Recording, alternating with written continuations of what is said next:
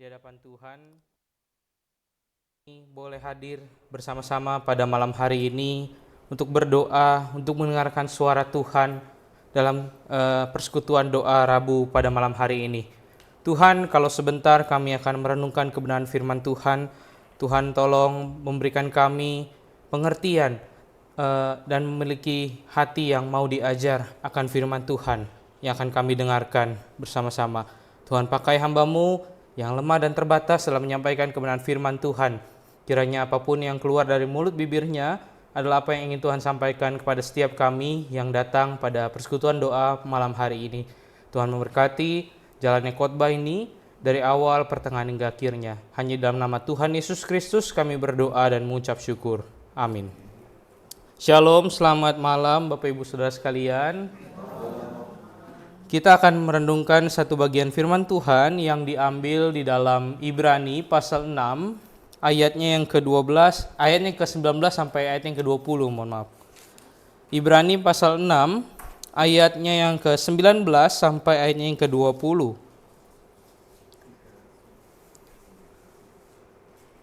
Ibrani pasal 6, ayat 19 sampai ayat yang ke-20.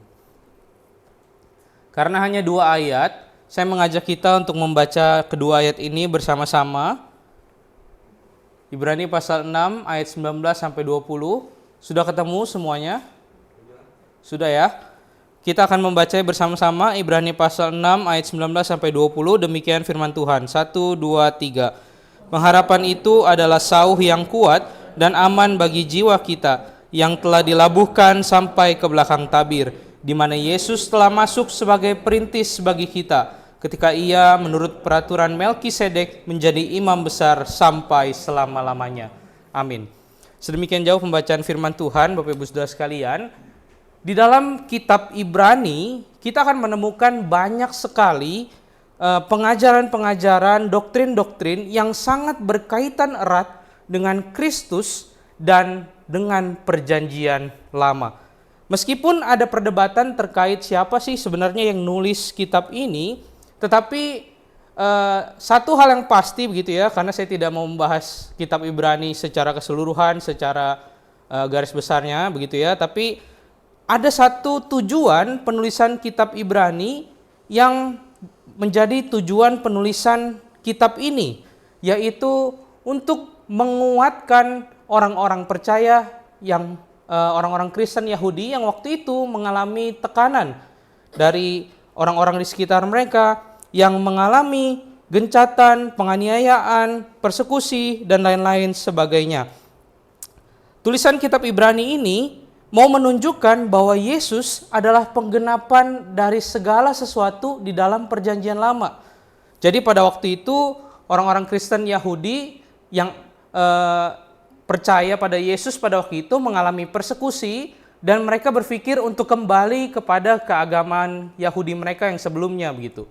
Mereka berpikir, wah kalau gitu saya balik saja begitu ya ke agama saya yang sebelumnya begitu, karena semenjak jadi Kristen saya banyak dianiaya, saya banyak mengalami tekanan dan lain-lain sebagainya begitu. Tujuan tulisan kitab Ibrani ini adalah untuk orang-orang yang merasa demikian begitu. Dan penulis kitab Ibrani dengan jelas mau menunjukkan bahwa kalau kamu kembali, kamu itu dalam tanda kutip, mohon maaf, bodoh. Karena Yesus itu adalah penggenapan dari segala sesuatu di dalam perjanjian lama begitu. Kurang lebih inilah gambaran keseluruhan kitab Ibrani. Karena itu, melalui tulisan ini, penulis Ibrani mau menunjukkan bahwa kalau kita meninggalkan Kristus, artinya kita meninggalkan satu-satunya dasar keselamatan. Karena itu kalau kita baca ibu-ibu sekalian, Bapak Ibu Saudara sekalian, dari pasal 1 sampai pasal yang ke-6, tepat sebelum bagian yang kita baca bersama-sama tadi, kita akan menemukan ada beberapa hal. Contohnya, Yesus lebih tinggi dari malaikat, Yesus lebih tinggi dari Musa, Yesus sebagai imam besar agung, dan ada juga peringatan-peringatan tentang kemurtatan. Jadi ini memang secara personal ditujukan kepada orang-orang Kristen yang hendak kembali ke keagamaan Yahudi mereka pada waktu itu yang sedang mengalami tekanan. Nah, ada beberapa hal yang dapat kita lihat dari bagian firman Tuhan yang tadi kita baca. Dikatakan secara khusus di ayat 19a, pengharapan itu adalah sauh yang kuat dan aman bagi jiwa kita. Saya memberikan poin yang pertama ini dengan judul Yesus itu adalah pengharapan satu-satunya. Bapak Saudara sekalian, beberapa waktu yang lalu, tepat sebelum saya berangkat ke STT Saat untuk studi, saya dan keluarga itu pergi jalan-jalan ke Ancol begitu untuk makan di restoran Bandar Jakarta begitu. Nah, setelah selesai makan, saya, dede saya dan keponakan saya yang masih kecil itu keliling-keliling gitu ya. Karena kan di Bandar Jakarta itu ada akuariumnya, ada akuarium hiunya, pokoknya kami keliling-keliling dan sampai di spot di mana ada abang-abang yang jual jasa naik perahu. Gitu ya. Kalau Bapak Saudara pernah ke Ancol, pernah makan di Bandar Jakarta, pasti tahu tuh ada abang-abang yang nawarin naik perahu di depan cottage, apa ya, saya lupa namanya itu ya, Putri Duyung kalau tidak salah. Naik kapal cuman muter-muter balik lagi begitu. Nah, saya tanya sama dia harganya berapa, saya lupa, cuman intinya waktu itu saya tidak jadi karena salah satu alasannya adalah mahal begitu ya. Terus kemudian yang buat saya lebih ragu dan tidak mau naik itu adalah karena perahunya begitu ya. Perahunya dari kayu dan saya belum naik aja udah ngek gitu ya. Saya bilang kalau saya naik tebelah dua nanti jangan-jangan ya. Makanya saya waktu itu salah satu yang membuat saya ragu juga adalah perahunya begitu. Anginnya kenceng tapi saya belum naik aja udah ngak-ngek begitu ya. Sehingga memutuskan saya tidak jadi beli begitu selain harganya mahal begitu ya. Saya pikir karena nggak lucu kalau saya mati tenggelam gitu ya karena naik perahu yang cuman karena penasaran begitu. Nah, seperti yang sudah saya jelaskan tadi bahwa penulis kitab Ibrani ini menggambarkan pengharapan kita kepada Kristus itu seperti kita sedang naik perahu di perahu yang aman dan yang kuat. Artinya pengharapan di dalam Kristus itu lebih kuat dari ombak, dari angin yang menggoyangkan perahu dan membuat kita merasa aman dan tentunya perahu itu kuat menghadapi ombak yang ada di luarnya begitu. Dan di dalam konteks penulisan kitab Ibrani, penulis mau menunjukkan bahwa pengharapan di dalam Kristus itu lebih kuat dari penganiayaan, persekusi yang dialami orang-orang percaya pada waktu itu. Memang kadang kita perlu mengakui Bapak Ibu Saudara sekalian bahwa ketika berkata saya berharap kepada Kristus, kalau situasinya baik-baik saja mungkin akan lebih mudah diucapkan dan mungkin lebih mudah untuk dihidupi begitu. Tetapi ketika kita sedang berada di situasi yang sulit, menghidupi bagian firman Tuhan ini berkata bahwa iya, berpengharapan di dalam Kristus itu seperti naik perahu yang aman dan kuat, itu tidak semudah apa yang dikatakan. Dan secara khusus bagian firman Tuhan ini ditulis untuk menguatkan orang-orang Kristen pada waktu itu yang mengalami penganiayaan dan tertekan. Karena itu, ketika kita berbicara bahwa Kristus adalah pengharapan kita, penulis kitab Ibrani ini menggambarkan Kristus itu seperti perahu atau sauh yang kuat dan aman bagi jiwa kita. Tetapi tidak berhenti sampai di sana saja. Bagian yang kedua atau ayat yang ke-19b berkata yang telah dilabuhkan sampai ke belakang tabir. Ayat ini tidak hanya berbicara tentang Yesus sebagai sesuatu, pengharapan dalam Yesus adalah sesuatu yang kuat dan aman, tetapi pengharapan yang kuat dan aman itu telah dilabuhkan ke belakang tabir. Bapak Saudara sekalian, di dalam dunia perjanjian lama, konteks tabir ini itu digunakan menjadi salah satu bagian yang ada di dalam bait suci begitu ya, yang menjadi pembatas dengan ruang maha kudus begitu. Nah, menariknya orang-orang Yahudi pada waktu itu, pada waktu 1 tahun sekali, yaitu pada hari raya pendamaian, seorang imam akan masuk ke sana dan dia akan masuk ke sana dan melewati tabir tersebut begitu ya. Jadi orang-orang Kristen Yahudi pada waktu itu ketika membaca bagian ini tentu dia lebih paham dari sebagian kita begitu ya. Yang ketika dia membaca bahwa perahu atau sauh yang kuat pengharapan kita dalam Kristus itu telah dilabuhkan sampai ke belakang tabir, mereka pasti secara tidak langsung pemikirannya akan langsung sampai kepada konsep imam, konsep bait suci di dalam perjanjian lama begitu. Makanya kalau kita baca pasal 4 dan 5, kita akan menemukan bahwa penulis kitab Ibrani menjelaskan bahwa Yesus itu adalah imam besar agung yang menjadi perantara antara umat manusia dengan Allah gitu. Jadi sebelum ada pembahasan tentang ini, sebelumnya penulis kitab Ibrani itu menggambarkan Yesus sebagai imam yang harusnya masuk tuh ya, biasanya setiap tahun pada hari pendamaian ke ruang Maha Kudus, melewati tabir itu, masuk ke ruang Maha Kudus, dan di bagian ini penulis kitab Ibrani mengatakan bahwa imam besar agung itu yang menjadi perantara antara kita dengan Allah telah melewati tabir itu, datang kepada Allah. Dan kalau kita melihat bahwa di dalam bagian penulis ini menunjukkan bahwa iman yang sejati kepada Kristus, iman yang seperti kita naik perahu yang kuat dan aman itu telah disampaikan kepada Allah melalui Kristus yang masuk ke dalam tabir itu. Konsep-konsep ini memang sangat umum diketahui oleh orang-orang Yahudi waktu itu.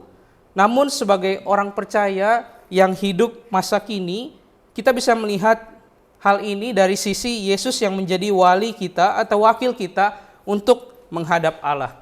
Mungkin ada satu perumpamaan yang tidak sempurna, tapi mungkin sedikit banyak bisa membantu kita memahami hal ini begitu ya. Saya pernah cerita mungkin bahwa waktu saya SD sampai SMP itu saya nakal gitu ya. Saya sering buat masalah di sekolah, saya sering berantem. Dan Bapak Saudara, ketika saya membuat masalah di sekolah, yang dipanggil adalah orang tua saya begitu ya. Yang dipanggil adalah wali saya begitu, sebagai orang tua yang menghadap kepala sekolah. Nah, kira-kira ini adalah penggambaran yang memang tidak sempurna, tetapi demikianlah penggambaran yang menggambarkan Yesus itu mewakili kita menghadap Allah. Ketika kita berdosa kepada Allah, kita menjadi seteru dengan Allah, kita si pembuat onar begitu ya dalam perumpamaan yang tidak sempurna tadi. Dan Yesuslah yang menjadi walinya, yang menghadap Allah untuk membereskan masalah tersebut. Jadi memang meskipun konsep tentang imam yang masuk ke dalam tabir menjadi pendamai antara Allah dengan umatnya, mungkin kita secara orang Kristen yang hidup zaman sekarang ini memang kurang familiar, tapi kiranya ilustrasi barusan itu bisa membantu begitu ya, bagaimana ritual-ritual di dalam perjanjian lama itu ada tujuannya begitu ya, penggambaran-penggambaran bagaimana seorang imam harus masuk ke dalam ruang Maha Kudus menjadi perantara umat Allah untuk datang kepada Allah.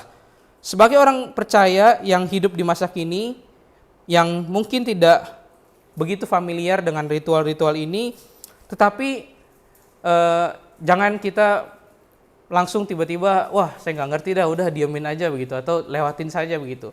Saya mengundang setiap kita untuk justru sebaliknya, untuk mempelajarinya dengan sungguh-sungguh begitu ya. Kenapa? Karena kalau kita mempelajarinya dengan sungguh-sungguh, kita akan menemukan satu hal yang jauh lebih indah dari apa yang pernah kita dengar doang hanya sebatas dari khotbah begitu ya. Saya ambil contoh misalnya dalam bagian ini. Kalau kita memahami konsep ritual di dalam perjanjian lama pada waktu itu, imam-imam itu diutus masuk ke bait suci sebagai perantara umat Israel menghadap Allah begitu ya. Bahkan imam yang masuk itu pun ada kategori-kategorinya begitu. Mereka harus melakukan ritual bejana pembasuhan, lain-lain sebagainya, penghapus dosa, korban bakaran penghapus dosa dan lain-lain sebagainya. Kemudian mereka baru boleh masuk gitu. Dan salah satu kategori yang tidak boleh dilanggar adalah mereka harus keturunan Lewi. Nah, setelah semua kategori-kategori itu, mereka baru diperbolehkan setelah ritual-ritual tersebut pun mereka baru boleh masuk ke dalam ruang Maha Kudus melewati tabir tersebut begitu ya. Tetapi ada kemungkinan juga imam yang masuk ke dalam mati. Kenapa? Ya kita tidak tahu, entah karena imamnya sebenarnya tidak melakukan semua ritual sebelumnya dengan sungguh-sungguh, atau ada dosa yang tidak diakui di depan ritual-ritual sebelumnya. Tidak tahu alasannya, tetapi ada aja yang mati begitu ya. Nah, makanya menurut catatan para rabi-rabi Yahudi, biasanya imam yang akan masuk ke bait suci itu pinggangnya akan diikat oleh tali begitu ya. Karena tidak ada yang boleh masuk ke ruang Maha Kudus begitu. Kalau dia mati ya tinggal ditarik dari luar begitu ya. Ini catatan dari para rabi-rabi Yahudi begitu. Nah, setelah memahami hal tersebut, kita melihat Yesus yang digambarkan sebagai imam besar agung yang pada akhirnya menggenapi fungsi itu. Makanya sekarang kita sebagai orang percaya tidak ada lagi orang imam yang harus masuk ke ruang Maha Kudus begitu. Karena kita sudah punya Kristus. Kristus menggenapi fungsi itu. Kristus imam yang sempurna yang masuk ke dalam hadirat Allah yang menjadi perdamaian, yang menjadi pendamai antara manusia dengan Allah. Karena itu, kalau kita punya Yesus Kristus, imam yang sempurna itu, kita tidak perlu takut lagi begitu. Makanya penggambaran tadi di ayat 19a dikatakan seperti sauh yang kuat dan aman bagi jiwa kita. Karena itu juga dapat disimpulkan bahwa berpaling dari Kristus adalah sebuah kebodohan. Mohon maaf agak sedikit kasar gitu ya. Karena kalau dalam konteks penulisan Ibrani ini lagi-lagi ditujukan kepada mereka yang hendak murtad, bahwa kalau mereka kembali ke Yahudian, ya mereka seperti turun level, Ibu Saudara sekalian. Dulu semuanya itu adalah penggambaran bayang-bayang Kristus, tetapi mereka malah justru kembali padahal mereka sudah punya Kristusnya begitu. Nah, karena itu ketika kita memahami perjanjian lama dan Kristus hubungannya dengan perjanjian lama, kita akan menemukan sebuah keindahan dari segala ritual-ritual yang mungkin ketika kita membaca imamat bilangan tuh pusing, mabuk, kayak nggak ngerti kenapa harus ada ukurannya, berapa hasta, kenapa tabir begini segala macam, kenapa harus sebelum masuk ke bait suci harus ada ini, ada itu, ada ini begitu. Kita akan melihat keindahannya dari kacamata Kristus begitu. Kalau kita sungguh-sungguh mempelajari hal-hal ini begitu, ritual-ritual yang dicatat di dalam perjanjian lama begitu. Nah, kalau kita melihat semua hal ini, kita bisa mempelajari satu hal, bahwa kita sudah punya Kristus, imam besar agung yang sempurna. Karena itu kita tidak perlu lagi imam-imaman, kita sudah punya Kristus yang menjadi perantara antara kita dengan Allah. Nah, saya memang sejak lahir, Bapak Ibu Saudara sekalian, sudah menjadi orang Kristen gitu ya. Saya tidak pernah berada di kepercayaan lain sebelumnya. Namun kiranya firman Tuhan ini tuh mengingatkan kita dan menguatkan iman kita sebagai orang percaya, terutama bagi orang-orang percaya yang baru bergabung dalam komunitas orang percaya, bahwa Kristus adalah pengharapan satu-satunya. Kristus adalah pengharapan karena dialah imam yang masuk ke ruang Maha Kudus itu, yang sempurna, yang mewakili kita dan memperdamaikan kita dengan Allah. Yang kedua, Bapak Ibu Saudara sekalian, di ayat yang ke-20 dikatakan di mana Yesus telah masuk sebagai perintis bagi kita ketika ia menurut peraturan Melkisedek menjadi imam besar sampai selama-lamanya. Ada satu catatan di ayat yang ke-20 ini bahwa Yesus itu adalah imam besar sampai selama-lamanya. Mari kita perhatikan bagian yang ke-A begitu ya, yang 20a. Dikatakan di sana di mana Yesus telah masuk sebagai perintis bagi kita. Di dalam bahasa aslinya, kata perintis ini menggunakan kata podromos yang dapat diartikan dengan kata lain perintis, pendahulu, pelopor begitu. Kalau kita baca kitab sejarah, buku sejarah, misalnya contohnya saja buku sejarah Indonesia, pasti ada nama-nama pelopor kemerdekaan Indonesia misalnya. Terus ada sejarah, di dalam buku-buku sejarah juga dikisahkan bagaimana pelopor ini mempengaruhi apa gitu ya. Misalnya mungkin Soekarno memproklamasikan kemerdekaan, dia jadi pelopor, presiden pertama begitu ya, perintis yang membawa kebangsaan Indonesia merdeka dan lain-lain sebagainya begitu ya. Nah, dari konsep ini kita bisa melihat bahwa Yesus Kristus itu adalah pelopor, perintis, dan pendahulu, yang artinya ketika dia masuk menghadap Allah, dia bukan masuk untuk dirinya sendiri, melainkan dia masuk sebagai wakil dan sebagai jaminan bahwa orang percaya pada akhirnya pun akan masuk ke dalam hadirat Allah. Kemudian pada bagian yang lanjutannya dikatakan ketika ia menurut peraturan Melkisedek menjadi imam besar sampai selama-lamanya. Apa maksudnya bagian ini, Bapak Ibu Saudara sekalian? Apa maksudnya ketika ia menurut peraturan Melkisedek menjadi imam besar sampai selama-lamanya? Jadi sebenarnya siapa sih Melkisedek itu begitu ya? Kalau kita mencari di dalam Alkitab, khususnya Perjanjian Lama, kenapa harus Perjanjian Lama? Karena lagi-lagi pembacanya orang Yahudi begitu ya. Mereka sangat hafal kisah-kisah di dalam Perjanjian Lama begitu. Salah satu nama yang disebut di dalam Perjanjian Lama itu adalah Melkisedek. Di dalam Kejadian 14 ayat 18 sampai 20 begitu. Nah, nama Melkisedek itu disebutkan di dalam Kejadian 14 ayat 18 sampai 20. Dikatakan karena ia menurut peraturan Melkisedek menjadi imam besar sampai selama-lamanya. Tapi kira-kira isinya apa sih Kejadian 14 ayat 18 sampai 20? Jadi kurang lebih Abraham waktu itu habis perang, saya agak lupa lagi tiba-tiba ya dia perang lawan apa. Tapi intinya setelah itu dia bertemu dengan Melkisedek Raja Salem, membawa roti dan anggur. Dikatakan catatan di dalam Kejadian 14 ayat 18 sampai 20 itu, ia seorang imam Allah yang maha tinggi. Terus dikatakan lagi, lalu ia memberkati Abram. Melkisedek dalam bagian ini memang tidak dijelaskan asal-usulnya begitu ya. Tiba-tiba Abram itu langsung ketemu Melkisedek begitu. Terus langsung dikatakan Melkisedek ini Raja Salem, dia seorang imam besar Allah yang maha tinggi, dan ia memberkati Abram. Dan kalau kita baca di pasal 7, maju satu pasal sedikit begitu ya, dikatakan juga oleh penulis kitab Ibrani ini bahwa Melkisedek itu tidak berbapak dan tidak beribu begitu. Namun menariknya lagi, tidak ada catatan bahwa Melkisedek ini adalah seorang Lewi. Sedangkan kita tahu ya kalau tadi menurut peraturan keimaman, yang boleh masuk menghadap Allah, yang boleh disebut sebagai imam adalah suku Lewi, salah satu kategorinya begitu. Tetapi Melkisedek ini tidak dicatatkan sebagai suku Lewi begitu. Tiba-tiba langsung Raja Salem, ia seorang imam Allah yang maha tinggi. Karena itu banyak penafsir juga yang mengatakan bahwa mungkin Melkisedek ini adalah transfigurasi Kristus begitu ya. Karena dia tidak berbapa, tidak beribu, tidak tahu asal muasal dari mana. Tiba-tiba dia disebutkan imam Allah yang maha tinggi begitu. Dan dia memberkati Israel. Tetapi terlepas dari penafsiran yang ada, penulis Ibrani ini ingin mengatakan satu hal begitu ya.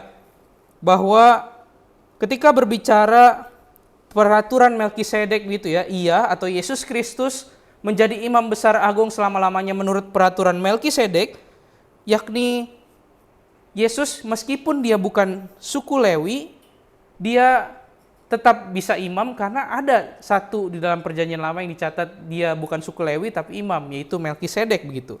Dan secara tidak langsung penulis kitab Ibrani itu menunjukkan bahwa Yesus itu adalah imam besar yang kekal dan yang universal.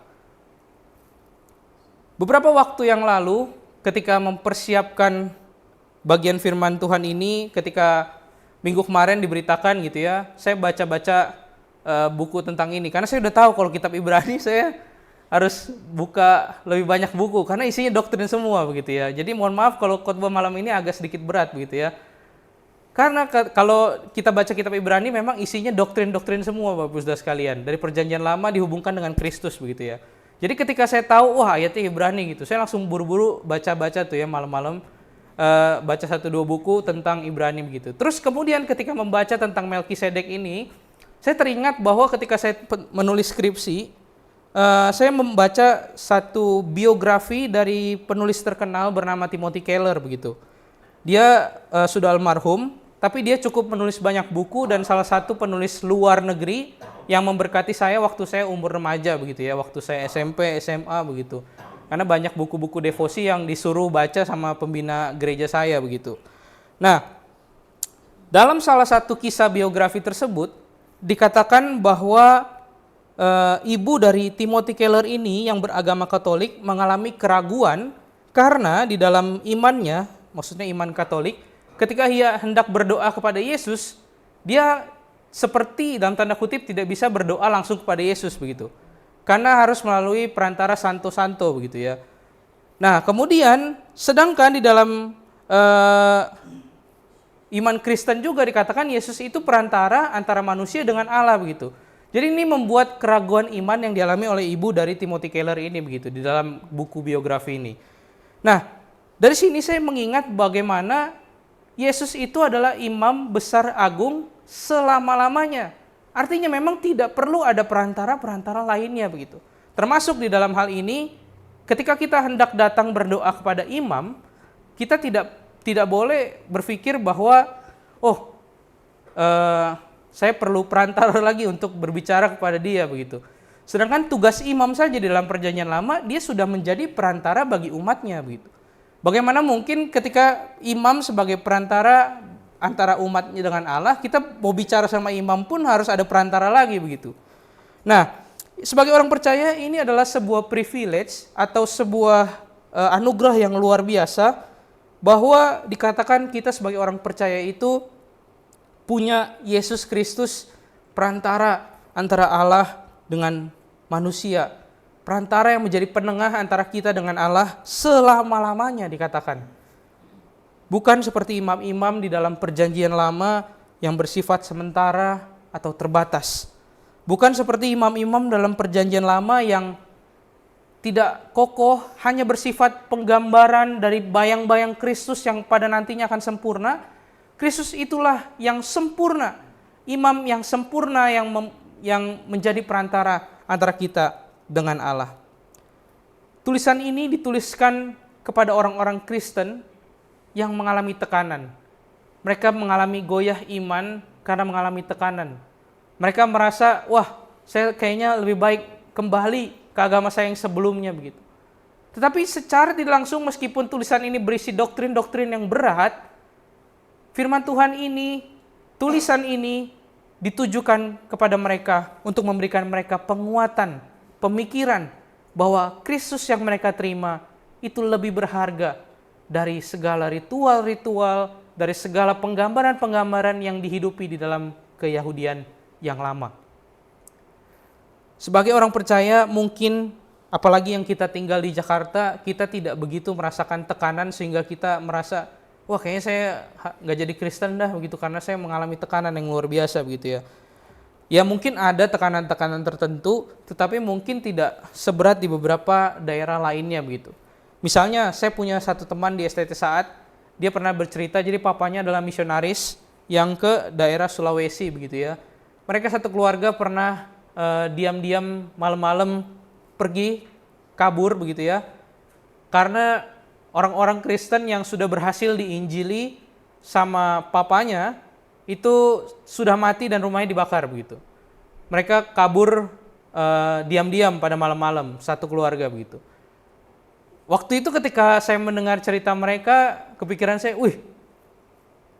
serem juga ya berarti ya memberitakan Injil di daerah sana begitu ya. Tapi ketika mempersiapkan bagian firman Tuhan ini, saya melihat bahwa tekanan-tekanan seperti itu sangat nyata di beberapa daerah tertentu begitu.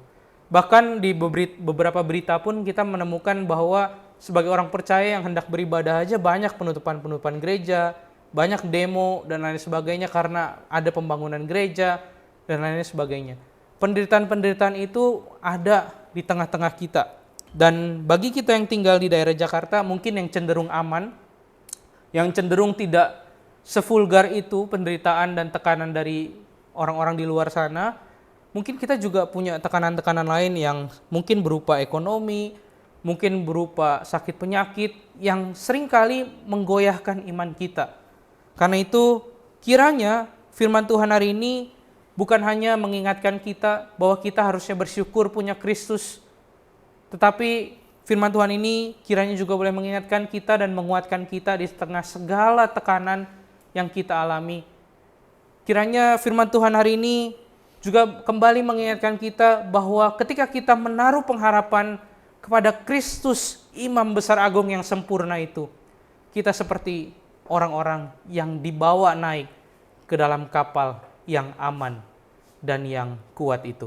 Karena itu kita tidak perlu takut dengan ombak, dengan angin, apapun yang menggencet dan menggoyangkan iman dan pengharapan kita kepada Kristus. Pertanyaannya sekarang yang perlu kita refleksikan, mampukah kita sebagai orang percaya melihat anugerah ini? Mampukah kita sebagai orang percaya melihat Kristus sebagai pribadi yang beranugerah dalam kehidupan kita, yang rela mati bagi kita, yang rela menjadi perantara di antara kita dengan Allah, yang menjadi perantara perdamaian antara kita dengan Allah? Mampukah kita melihat bahwa pengharapan di dalam Kristus adalah pengharapan yang kuat dan yang aman bagi jiwa kita. Mari kita bersatu di dalam doa. Tuhan, kami menyadari bahwa di dalam kehidupan kami sebagai orang percaya, banyak hal yang membuat kami terkadang ragu terhadap Tuhan, terhadap iman kami kepada Tuhan. Entah itu permasalahan, pergumulan ekonomi, kesehatan, atau apapun itu. Entah permasalahan dan pergumulan dari orang-orang di sekitar kami, ketika kami hidup di negara yang sebagai minoritas, kami mungkin mengalami tekanan dan berbagai tekanan yang menggoncangkan iman kami. Tetapi kalau Tuhan berbicara pada setiap kami pada malam hari ini, mengingatkan kami bahwa kami punya Tuhan yang begitu kuat, yang begitu sempurna, yang menjadi perantara antara kami dengan Allah.